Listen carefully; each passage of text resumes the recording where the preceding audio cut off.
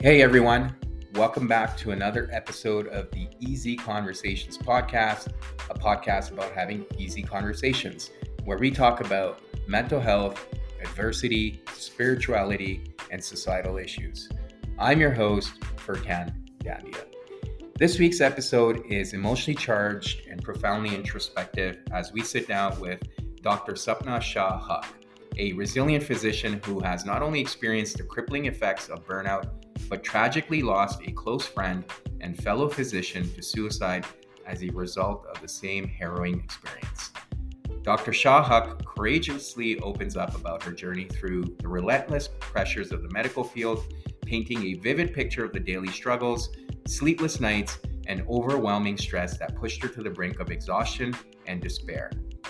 As a dedicated healer, she found herself trapped in a system that seemed not to prioritize her well-being, a situation all too common in the healthcare industry.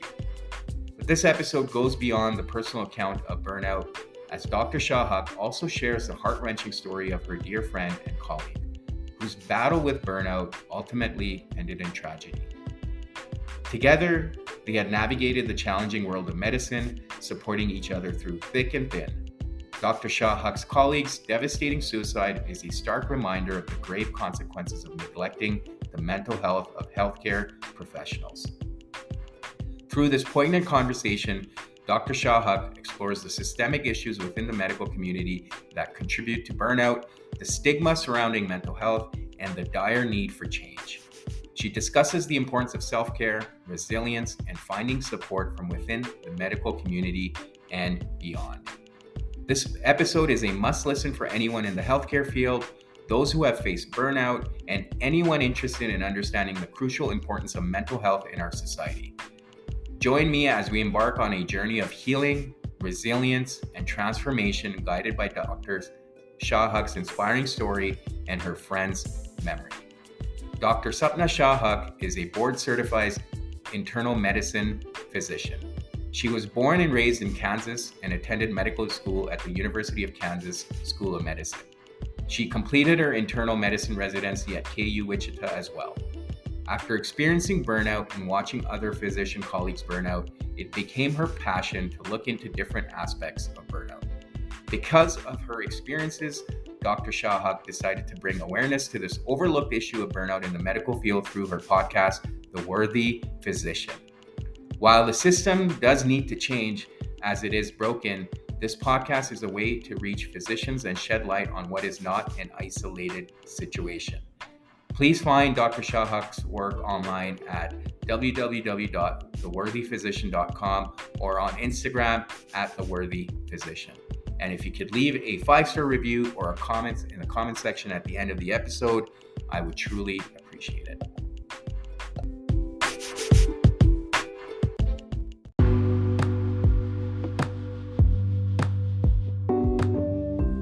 And a brief word for our sponsors.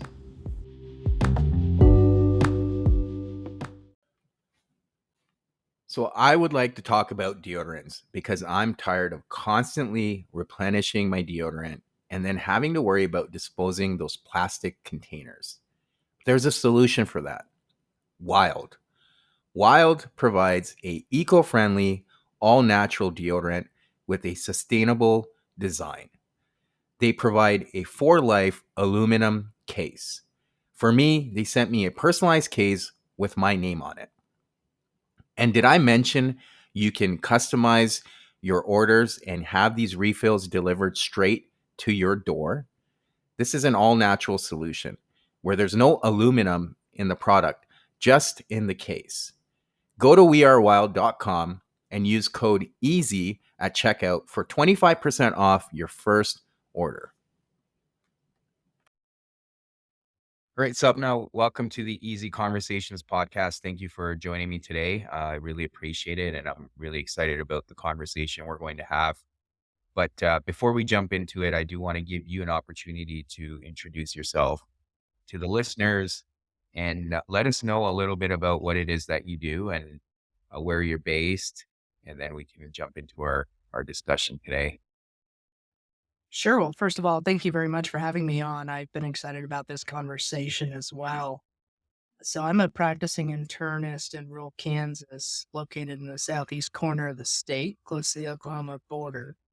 And why that matters? Well, I practice in rural America, and it's a different way of life and practicing, and I truly appreciate it.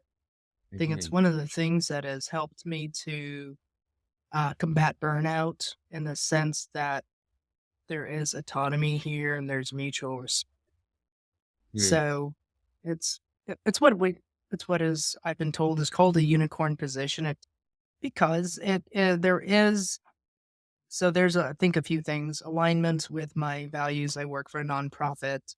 I'm in healthcare. I'm a physician, and while I like taking care of patients, I don't think that we should make the exorbitant amount of profit that the medical industry that we see is making off of the backs of sick people. And the second thing is that there is support from the administration, from the C-suite for physicians. So it's a Mhm. very pro-physician state as well as medical community. There's good collegiality. I have great colleagues, and then Mhm. also there's mutual respect between medical staff and patients, which that's the biggest collaboration right there. Now we cannot circumvent any of the players outside of the exam room, such as CMS or other government regulations or insurance companies. But why that's a big deal to me is because I've been through burnout twice myself, and I lost my best friend to suicide, who is also a physician, back in 2019. She took her life. She died by suicide in her own office.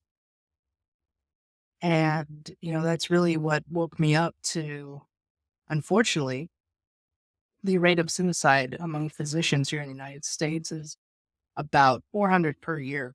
And that is more than likely underreported.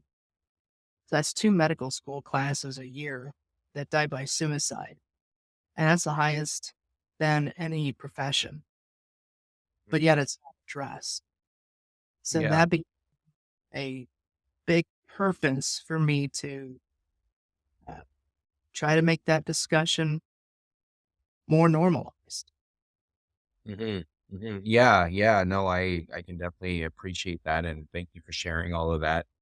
It's definitely not easy to not only experience burnout, but then see someone close to you to experience it, and then obviously see them take their own life. So that's probably definitely not easy to talk about. So thank you for being vulnerable on that regard too. And that's something we're definitely going to talk about today. I just wanted to first of all get your view on, you talked about the financial aspect of the medical industry. Why do you think that is such a problem right now? And um, obviously people that need the help don't get it at times, and sometimes it's become more of a business than the aspect of being able to help people, which is why many people go into the profession to begin with. Sure. So that's a great question. And I think it's one thing we have to look at is that anytime you have a, you have doors open, right? So medical practice, let's say back in the 70s, 80s, and 90s, you had a lot of solo practitioners, or maybe a couple of internists in the same group. With inflation right now, I'm going to use today's society, our economic status, where we are now as far as a country and globally, really, there's inflation at about 10%. Mhm. And let's look at that. That means that what we could buy for $100 a year ago does not buy the same. Right. And I'm not trying to dumb it down, but let's also look at the fact that now insurance is decreasing reimbursement when cost is going up. And then everything as far as medical equipment or supplies, they kind of have you by the cojones because you have to buy them from certain manufacturers because it has to go through a screening process, have a label on it that says it's been inspected. And we can't just go buy, for example, pens from Walmart that might be on sale for $3.99. We have to buy them from a certain company. That has also gone up as well. I'm just using that as a very simplistic example. So inflation has gone up even more in the economic area of medicine with reimbursement dropping. What happens is that you cannot sustain a practice when a lot of these, for example, internal medicine, the overhead cost, that means whatever you collect, about 60 to 70% of that goes to overhead. That means staff, that means rent, keeping the lights on, etc., not including if you have medical equipment. And there's decreased reimbursement from insurance. There's decreased reimbursement from like X-rays. You can't have a plain film anymore. It has to be digital. Mm, That also takes finances. That right. takes financing.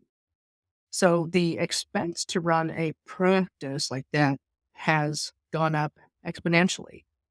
And what you have is venture capitalists are coming in, buying up practices, or practices are being bought out by hospitals. And a lot of those hospitals are for profit. And I'm going to go back to the model from the 80s and 90s, to keep those office doors open as a solo practitioner, et cetera. That's still a business. But I say it's a business with a conscience because at least the physicians I've known growing up, I've seen, when I go through in my younger days, right? I'm 40. I've been in college. I've been in transitions. I didn't always have health insurance or coverage, or if I did, it was catastrophic. So I did work out a payment plan. So the physicians or the optometrists, whatever, they got paid for their services. I got what I needed, and it was a mutual respect.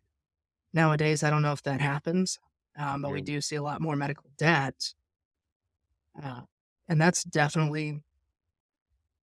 not ethical. We're seeing the finances of the medical industry being run by venture capitalists, mhm, and that's definitely not ethical.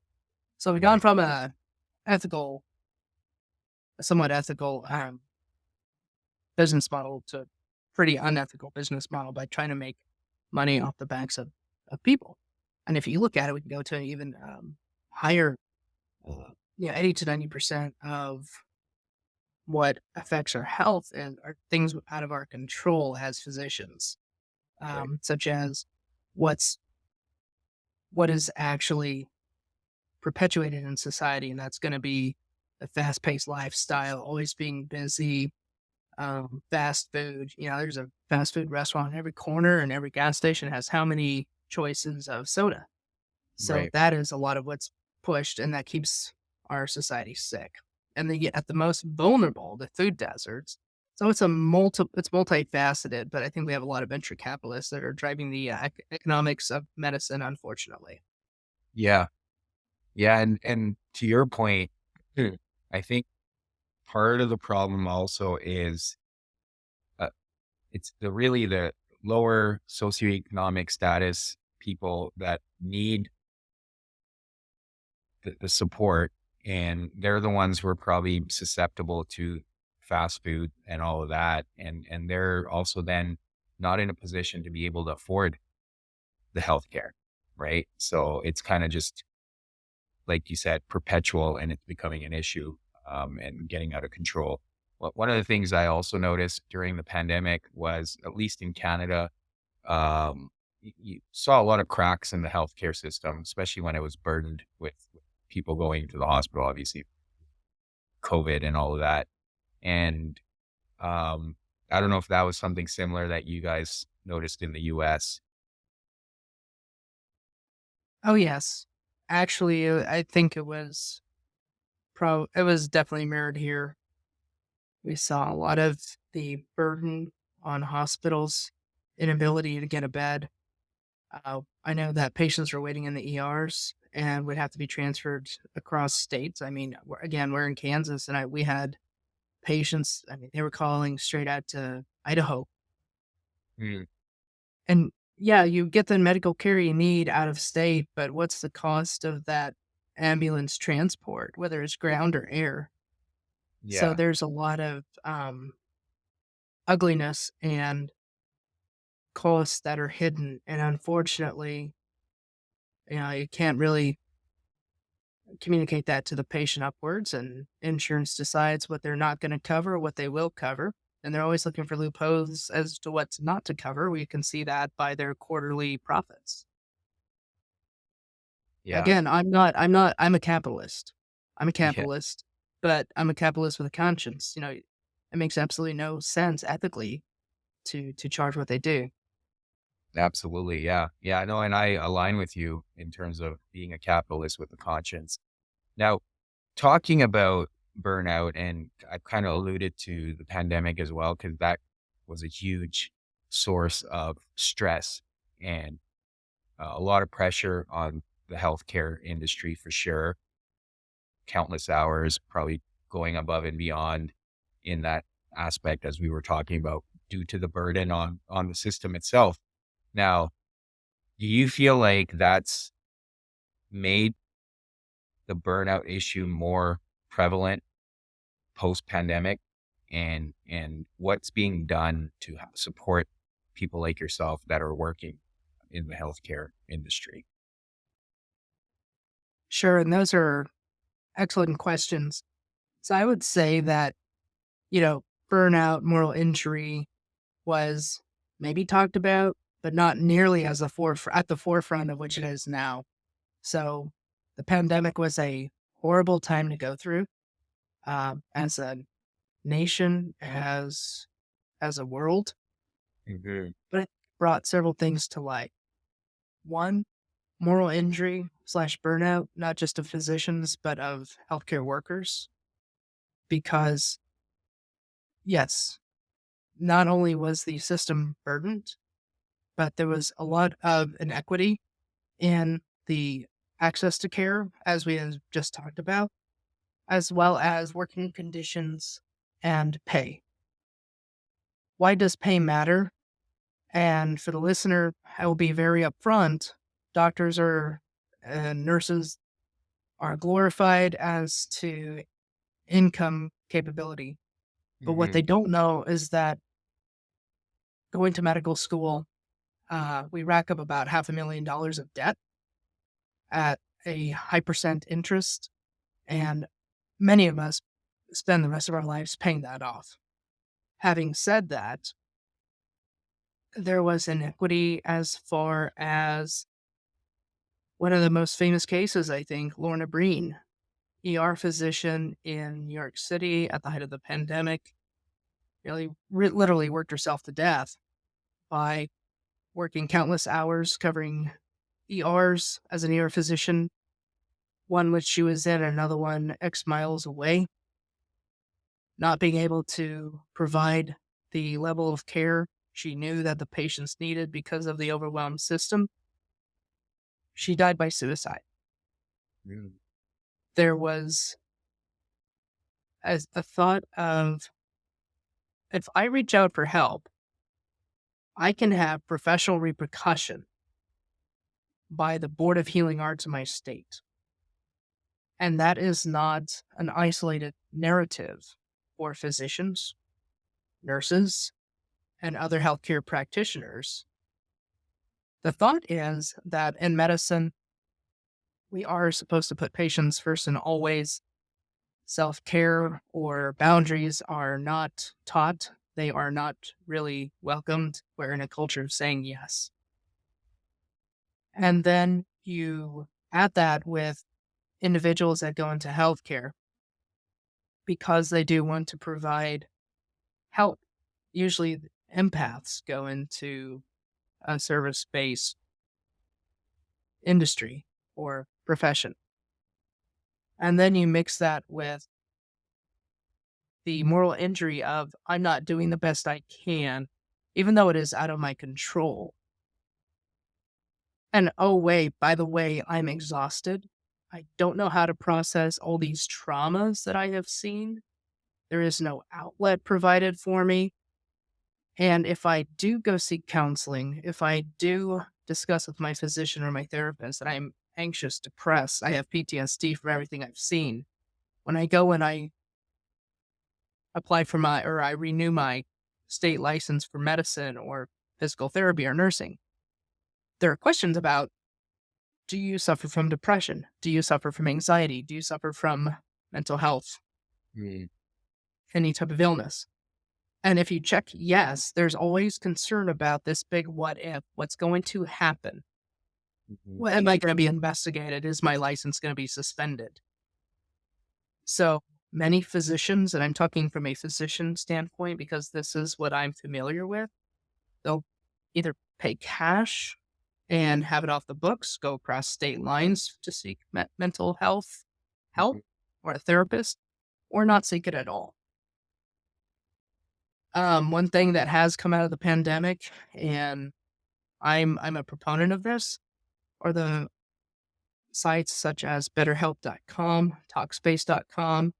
Silver lining, I think it's great because we've been able to expand the mental health care across state lines, which is I think is ingenious. Unfortunately, a lot of times either insurance may or may not cover it, or it's cash pay.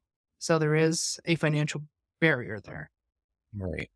Yeah. Yeah. And I mean, what I'm hearing is there's not a lot of support for physicians or nurses that are perhaps taking on too much or are experiencing some of the symptoms of burnout because there's that fear of if I speak up or I ask for help, there might be further consequences in my ability to practice in the future, which obviously creates this fear and probably adds further to the burnout itself.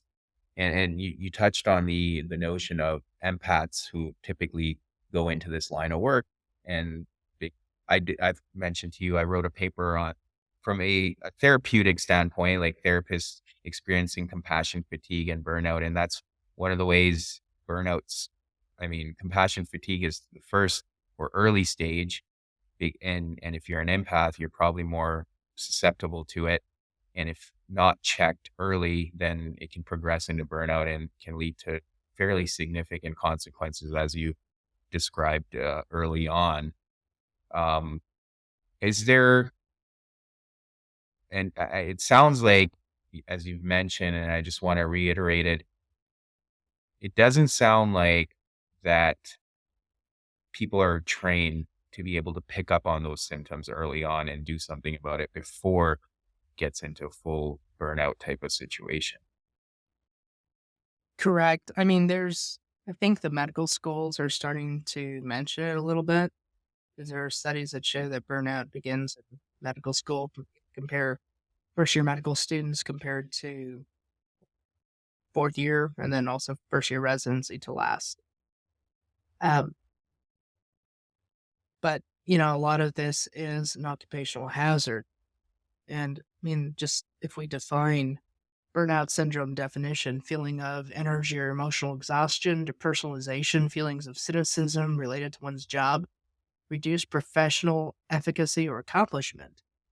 And that is not an individual problem. That's the system in which we work. Hmm. But these this burnout syndrome, it does manifest differently in each person. And so if you're not one that has a good internal, I'm not going to say internal clock, but if you're not in tune with yourself on an emotional side, physical side, which for me it's taken a lot of inner work. We're not Right. taught to do that. That takes Hmm. time. It's not efficient. Hmm. They don't teach any of that, that personal or self care in medical school. That's Right. unfortunate. Now, you you had previously asked what's being done about this, and I think that conversations like this about burnout has more of these conversations have taken place. Hmm. There's now the burnout symposium that happens twice a year. In February, it was in Los Angeles, and it was sponsored by LACMA in Los Angeles. And I think in November, it's going to be in New York City. So Hmm. it's twice a year, and this has been going on maybe about the last 1 to 2 years. So that's a big deal when you have a conference with names like Dr. Maslach, who defined burnout, helped to Hmm. define burnout and develop the Maslow inventory for burnout. Yeah, that's a big deal. Another thing is that the Surgeon General is listening. American Medical Association has its toolkit. You have other physicians and healthcare workers that are entering the arena trying to address this issue. And then when I had mentioned about the Board of Healing Arts and going and filling out these questionnaires every year for a medical license, 13 states have either taken those questions off or consolidated to, do you have X, Y, and Z that would impede your ability to practice medicine? That's Hmm. at a level, but even in Kansas, we're one of those 13 states. I'd like to think that the suicide note my friend left helped to move that needle because she died in June of 2019 and October 31st, 2019, I got a call saying those questions have been changed. Mm. So we're 50 states and only 13 have changed. So we have a Yeah. lot of work to do. But even an institution like a hospital here in Kansas could still ask the questions as they were previously written, even though that's not in alignment with the Board of Healing Arts, so it's not just at the state level, it also has to be at the institutional level. Right. So that's a big deal. And I know that the Lorna Breen Foundation is working very hard for that, to get that Hmm. change nationwide. Yeah. Yeah. Yeah. To your point, lots of work still to be done, but sounds like it's headed in the right direction, and it may take some time, but and just to shift gears now, I mean, I do want to give you an opportunity to also, if you'd like to perhaps expand on your own experience with burnout, and obviously you were very close to your friend there who experienced it too. What was what were those experiences like? And you mentioned briefly that you've had to do a lot of inner work to manage that. So if you don't mind just walking us through what your experiences were like and what are you doing now to ensure you're not putting yourself in a similar situation? Sure. So to initially address your first question, I didn't really have the words back in 2016 and 2019 to really put a label as to what I was feeling. I just knew that practicing medicine the way I was practicing back in 2016, which was traditional practice, inpatient, outpatient, consults, getting paged and expected to go see patients on my weekends off or on holidays, getting paged at 5 o'clock in the morning when I was on vacation Hmm. was not sustainable. And then to compound that, my mom had a major stroke that left her with dementia as well as the inability to read or write.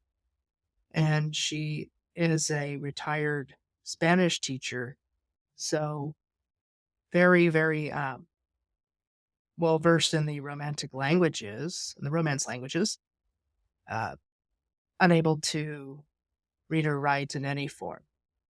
So that Mm. was quite devastating. Uh, and I really wanted to be able to step up to the plate for that because family comes first. And where I was when I was doing it at that point in time did not allow me to do that. So either something had to change or I was going to quit medicine altogether, and being a mixologist, pretty good, right? Then I'm Yeah. not even joking about that. But I just, I had to change my position so that way I could be with my family.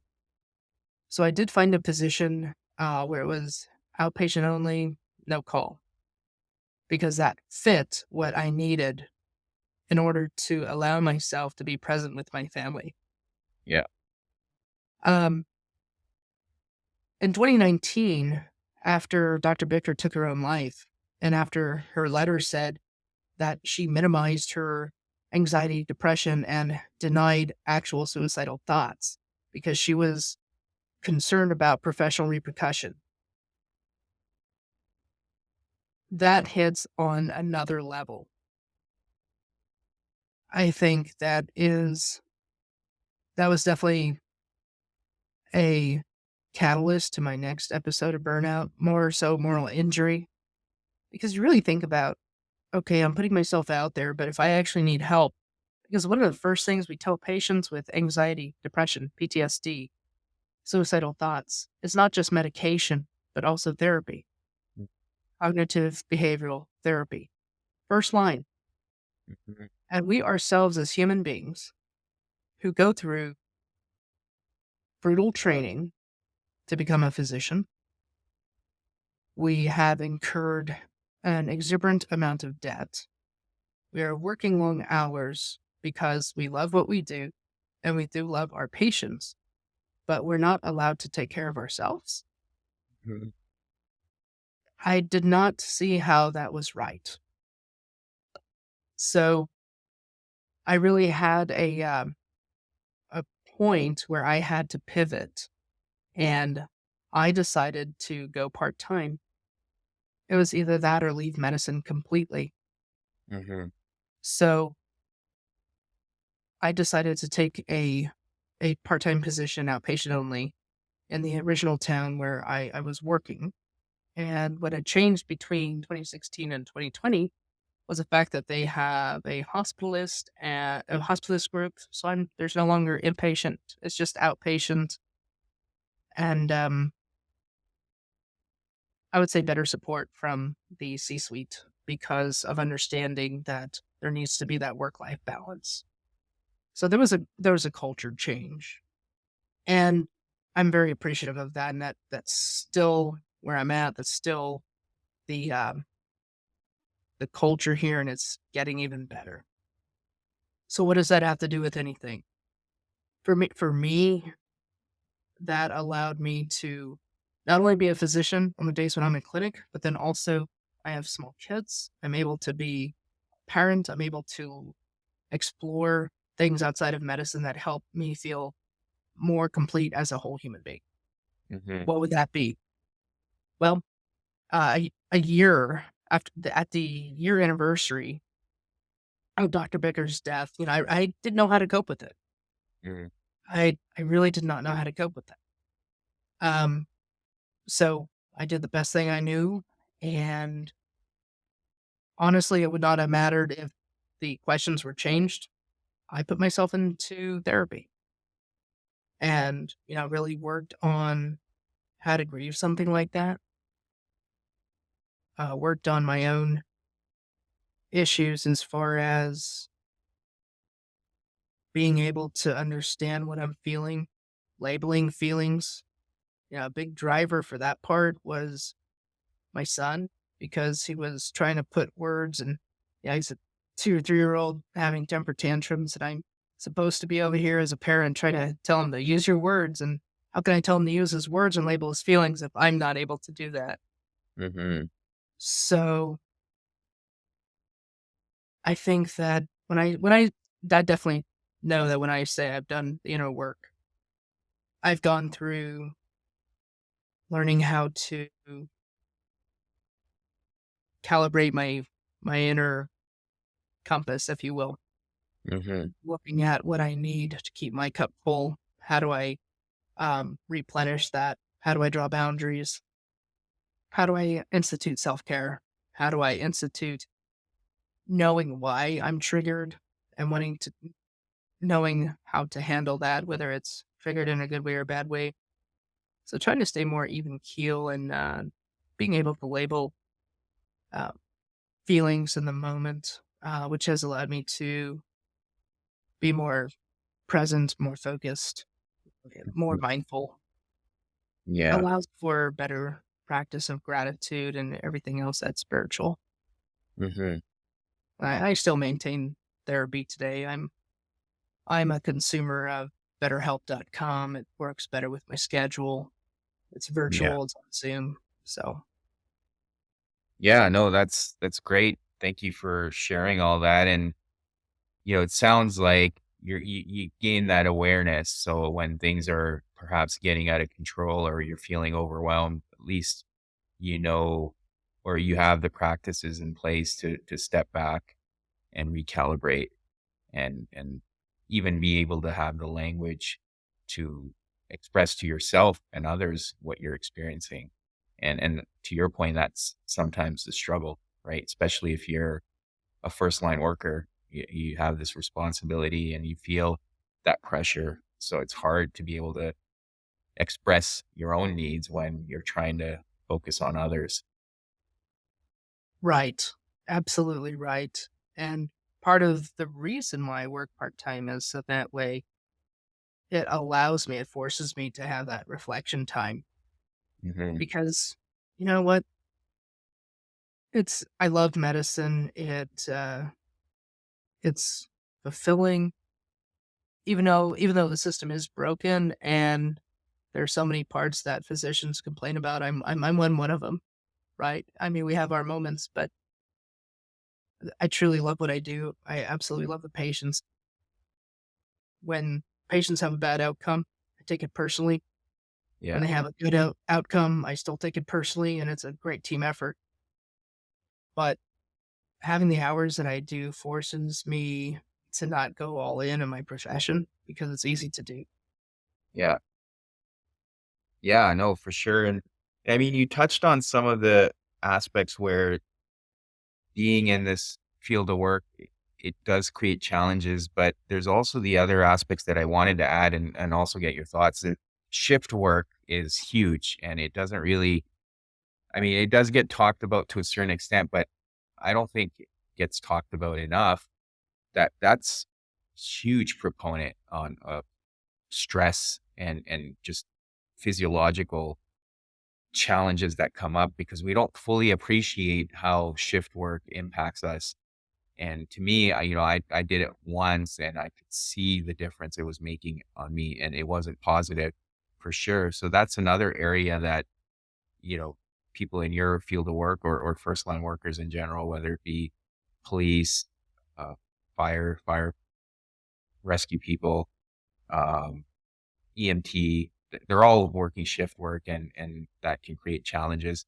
And then often the other thing I've highlighted previously on this podcast is how people respond, right? The general public, even patients perhaps that are not often friendly and that's something you talked about. It's a huge proponent if you have a good relationship with the patients, but sometimes the patients aren't um, easy to deal with either, right? And that can also add to the or compound the stress that physicians experience.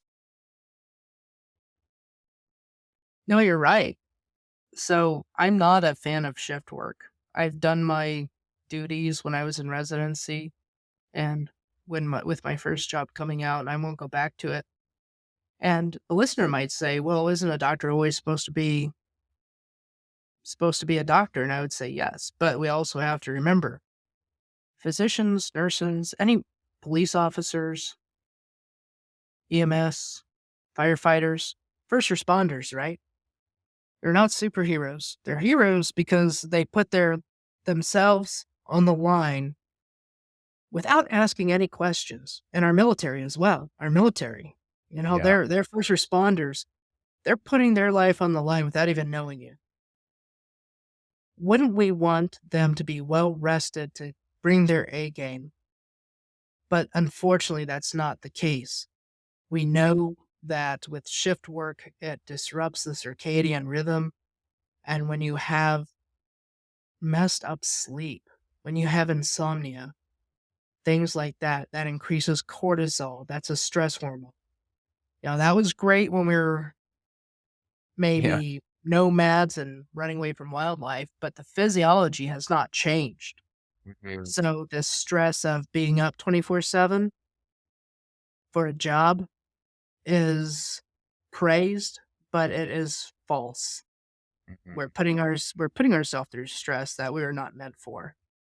So it would be ideal to have more budget for those important jobs. So that way we can take care of them completely. And we also know that PTSD, depression, anxiety are high. They're high among first responders. So I'd like to see a budget for that. Now, this is in a perfect world. Sleep is so important. So that's why I'm saying I would not want to go back to shift work like that. And if I were a hospitalist, I would not do nights because we also know that working nights has multiple health consequences even years later for Yeah. the reasons why we had discussed. Hmm. And what was your other question? No, I think that we were talking about the relationship, and how patients show up, and because I think that's an important aspect that often gets missed too, right? Sure. And you could see often patients showing frustration or anger, and we touched on it earlier too with inflation going up and the impact it's having on the economy. You're probably going to see a lot more people needing healthcare for various reasons. I'm sure there's going to be an increased level of overdoses and drug abuse, and that is often tough to deal with, right? I know people, I have friends that are doctors, and they tell me some of the horror stories of dealing with overdoses and then some of the abuse they take at the hands of the patient. So those are things that also need to be highlighted, right? Oh, absolutely. We've seen increased violence in the toward healthcare professionals, and I'll be real honest, that's not acceptable. That's not acceptable on any level. To I'm sorry you're frustrated, but don't take it out on the ones that are trying to help you. Don't take it Mm, out on society. I don't know what addiction is like, but you know, I think that in society we've really fallen away from mutual respect. It is more focused on the individual, and that's quite sad. The mhm, way I was raised was you try to treat everybody with mutual respect, regardless of whether you agree with them or not, mhm, and you take ownership on your screw ups. So it's my fault where I'm at. It's my fault where on the decisions I have consciously or subconsciously made. I mhm, own that. I cannot control what happens to me, but I can definitely control the way I react to it. mhm, And I will be the first to say I'm not a fan of patient reviews because this is not a restaurant, it's not a mm, hotel. They're not customers, they're patients. Just like mhm, I'm not a provider, I'm a physician. When I treat a patient, we enter into an agreement that the patient knows their body and I'm supposed to try to figure it out together with them, right? Because this is a partnership. right. I'm in the advice business. I can give you my medical opinion and write a prescription that is within the actual regulations, within the standard of care. And if it's not what you're wanting, I'm sorry. That is what I can do. And I'm not going to break my code of ethics to give you what you want. It's not fast food. Mhm, So that is one thing that the patients have to understand. And I'm very upfront. Well, I can do X, Y, and Z. Well, I don't want that. Well, I'm sorry. I can't help you. If you change your mind, please call. This is what I can do. mhm, Um, I am very open about I am there to inform the patient. It is their body, it's their decision. I'm very big on that. You don't want your colonoscopy? That's fine. I'll book you about it next year. You don't want to quit smoking? That's fine. I'll book you about it 6 months next year. So that way they know that this will be discussed. They know I have to discuss it. So I'm pretty upfront.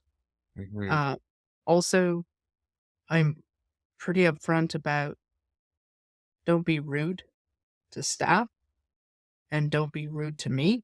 We're gonna get a lot more done if there is mutual respect. Otherwise, we'll reschedule the appointment until, and it goes both ways, right? yeah, It goes both ways. If I'm having a bad day, they can say, "Hey, doc, are you having a bad day?" You seem off. mm, And yeah, so, yeah, we can reschedule when we can be cordial. Again, I'm in the outpatient setting in an area where I've had some way of contact with these patients for about a decade. So that also helps. And again, it's a rural community, so there's respect and there's a different culture of guns than you would see in the city. Mm. Yeah. Yeah. And I think that is the biggest issue right now is we've lost mutual respect for each other, but in society in general. And uh, it's unfortunate. It makes me sad when I think about it because it's taking us so far back in time and created this separation and divide amongst people. And it's a huge issue. And, I think hopefully through these conversations, it gives people an opportunity to think about how they're showing up and what they can do to help, even if they're experiencing someone else being rude or disrespectful. You could still respond differently and show them that you care. And maybe that may get a different response in the future. You never know, but focus on what you can control, right? And I mean, I say that with grace as well because it's something I try to embody and remind myself every day. It's not easy, but it's really where we all need to go, and hopefully bring us closer together, all of us closer together. That's the Yeah. hope. But yeah, Can I share two stories real quick? yeah, of course. Have taught me through, you know, inpatient medicine when I was in residency was really intense. But a patient really taught me grace. And I can't get teary. I can't tell a story without getting teary eyed. So I'm gonna apologize ahead of time. But it was this young man who had come in with just swelling and really couldn't explain why. And the workup was a bad diagnosis. This individual ended up being in the ICU, having tubes coming out every orifice. I mean, every orifice. And even though he was on the ventilator and he didn't want to be completely sedated because he wasn't actually incredibly uncomfortable. I don't know how he wasn't, but every morning for 3 weeks that I had the pleasure of taking care of him, I'd get called and I knew the case. So even on the weekends, I would cover, and then if I was off, I would tell my junior or the covering senior, call me if you have any questions on this individual because I'm available for that. Hmm.